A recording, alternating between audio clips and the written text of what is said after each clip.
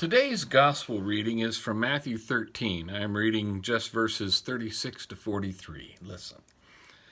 Then he left the crowds and went into the house, and his disciples came to him, saying, "Explain to us the parable of the weeds of the field." He answered, "The one who sows the good seed is the Son of Man. The field is the world, and the good seed is the sons of the kingdom. The weeds are the sons of the evil one, and the enemy who sowed them is the devil. The harvest is the end of the age, and the reapers are angels.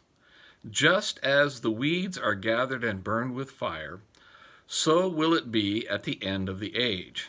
The Son of Man will send his angels, and they will gather out of his kingdom all causes of sin and all lawbreakers, and throw them into the fiery furnace. In that place there will be weeping and gnashing of teeth. Then the righteous will shine like the sun in the kingdom of their Father. He who has ears, let him hear."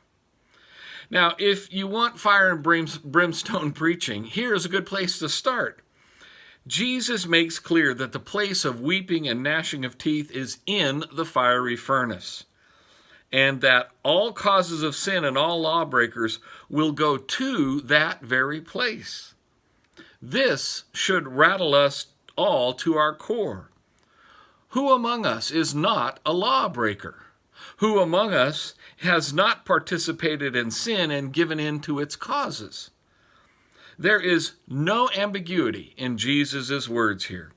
The angels of God will gather away all causes of sin and the lawbreakers. And while this is sure and certain, what also is sure and certain is that we may lay aside our fear of being cast into that fiery place because of the righteousness of Christ imputed to us by his mercy and forgiveness.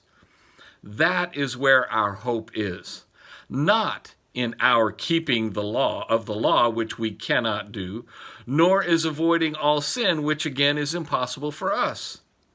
But we have the hope of the righteous. We have the hope that comes from the cross of Jesus Christ, where our punishment has been nailed. So if our hope is in the certainty of heaven, given to us by grace through faith alone, what will heaven be like? Well, Jesus here speaks of sunshine in that kingdom. And this is seen as opposed to the fiery furnace where all the causes of sin are relegated to. Can you even begin to imagine what it will be like to have all temptation removed from you? Does it not seem unreal to contemplate such a reality? There will be none, absolutely no cause of sin in heaven. Meaning you will have had your heart, mind, and soul cleansed and purified of all that draws us away from the love of God. For the rest of today, give yourself this preoccupation to ponder on what God's heavenly kingdom will be like with nothing of the stain of sin clinging to you in any way.